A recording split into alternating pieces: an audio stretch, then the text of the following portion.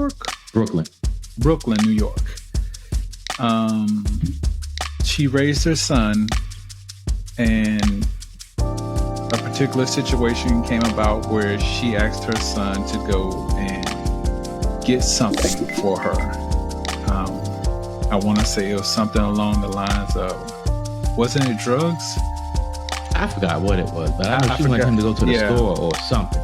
Yeah, something along those lines. Forgive me for misquoting. But anyway, because the young man was tired and insisted, hey, give me a minute to get some rest and then I'll go. Because he didn't get up at that very moment and do what she told him to do, she murdered her own child. Now, that to me is the very definition of toxic right there. Man, that's beyond toxic. Yeah. One, this is your own child. You murdered your own child. Like, this isn't television. This is real life. You murdered your own child. Mm. Two, over something so simple that it could have waited.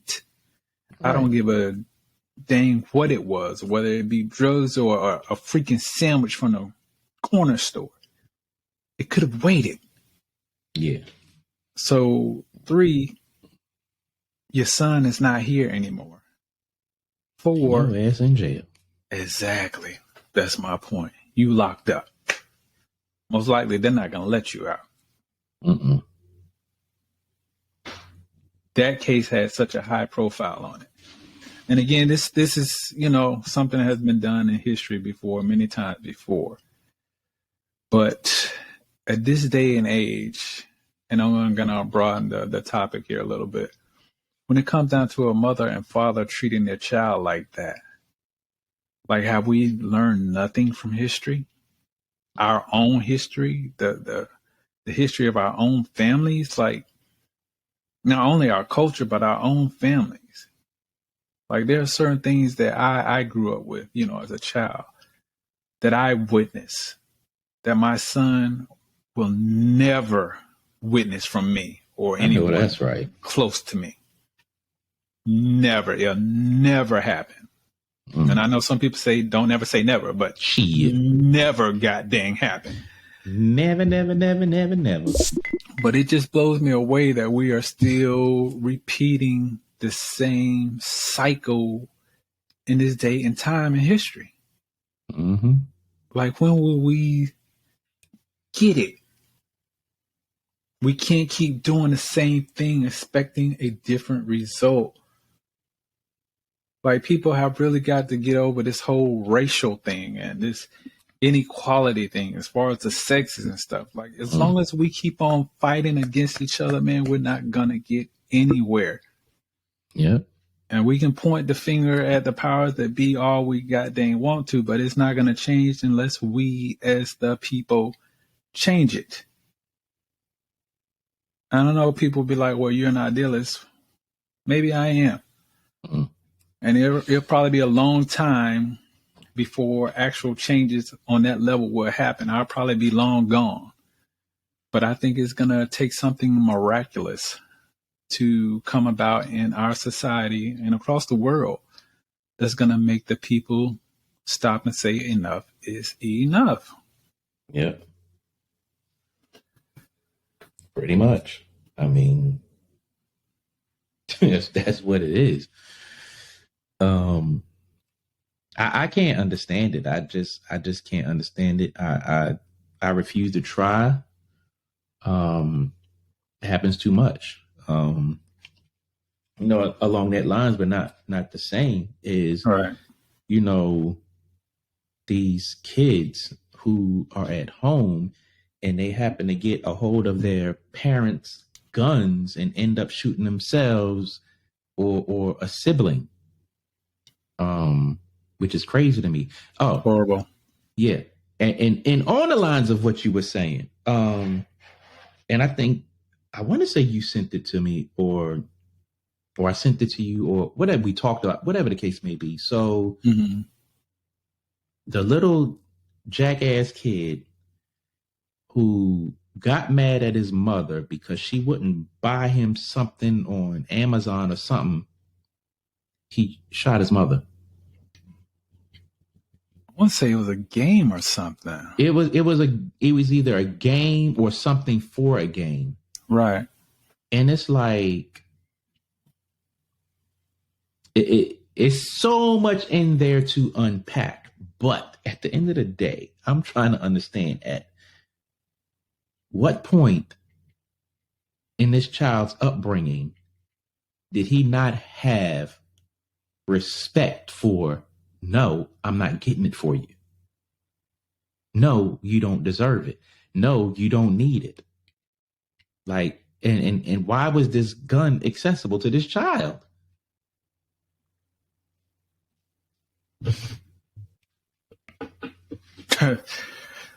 That's one of them things, man, is, again, it blows me away. You know, as a parent, you always want to provide the best you can for your child, you know, for those who actually give a dang about our seedlings.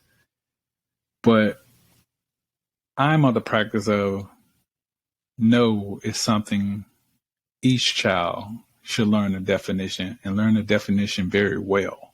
Mm-hmm. I think it's actually a demand for you as a parent to give your child a no. Yeah. If you give them that yes every time they ask for something or they want something, even if you're capable of giving it to them, it's not teaching them the respect that comes along with what you as the parent had to sacrifice to give that item or that particular thing to them. Right. Like we as parents, you know, the ones of us who are responsible, and that's no jab at anyone, who get out here and we grind and we work and we, you know, do what's necessary to provide for our seedlings. We do it. Yeah. Because we realize, you know, this child, they didn't ask to come here. We asked more or less for them to come here because we knew exactly what we were doing when we laid down with our other half that produced that child. Right. So again, you basically told the universe you want this responsibility. You got the responsibility, whether you're ready for it or not. Mm-hmm. You still produce this child. Yep. But you have to be willing to tell your child no. Not no, but hell no. Exactly. Get your ass down somewhere. Face. Again, when we were coming up, our parents, it was just a simply no. And they didn't give you an answer why, you know, they felt that way, why they would give you the answer no. It was just no. If it wasn't a no, it was you. Before you get in the store, you better not. Yeah, beforehand. You better not get your butt in here and ask for so-and-so and so-and-so. You better not touch nothing. You better not look at nothing. You better not ask. And we still had the balls to do it. And it's like, yo. Oh, man. Yep. You go in the store with your lips looking normal and then come out with them all swollen up. Mm-hmm. You get popped in the mouth. Like, popped in the mouth. Or my mom, she would take my skin and twist it. Ooh, I hated that. Oh, that was the worst. But yeah, as much as we love our kids and we try to guide them the best we can, you have to tell them no. Yeah. But yeah. All right. So before we close out, let's run down some of the guests that we had on the podcast. Yes, sir. Yes, sir. And chop it up about that a little bit. So you got the list. All right. So again, we want to send our shots out. You want to do them one at a time or one at a time? One at a time. Okay. Richard Blanks from Costa Rica. Yes. I've never, and I mean never in my life, met someone on that level of energy where it was just radiating from my screen like that. Yeah, that was a dope interview. Like this gentleman, if I had a boss like that, sky's the limit. Yeah. Like he was such a encourager and someone who wasn't scared to share knowledge, and man, he just seemed like such a wonderful person. And I just want to thank him for coming on our platform and sharing, you know, the information in the fashion that he did. So shouts out to Richard Blanks. And again, thanks for coming on, sir. Yeah, man. It's just fascinating his story because I forgot where exactly he said he was from, but, you know, he's traveled around the U.S. and ended up settling down in Costa Rica. He speaks several languages. He got a call center out there. And just what he's accomplished is amazing. You know, for those who don't know, you know, there are a lot of Americans in Costa Rica. Yes, sir. But like you were saying, you know, his energy and his, you know, his knowledge and everything that he put out was just fascinating. It's one of those interviews that we had that the audience really, really appreciated. And, you know, definitely thanks and shout out to him for coming on the platform. He did extend us an invitation to Costa Rica. So, you know, we have to link up with him and see how real that is and get ourselves out there. For sure. You know, I've been to Costa Rica once and I would love to go back. Yeah, I never been, but I sure look forward to going. But I believe he was a Jersey kid, as they say. Yeah, that's right. Jersey. Yep. But again, the next person we got on the list is Rano. Yes, our brother Rano, yes, man. I'm deep.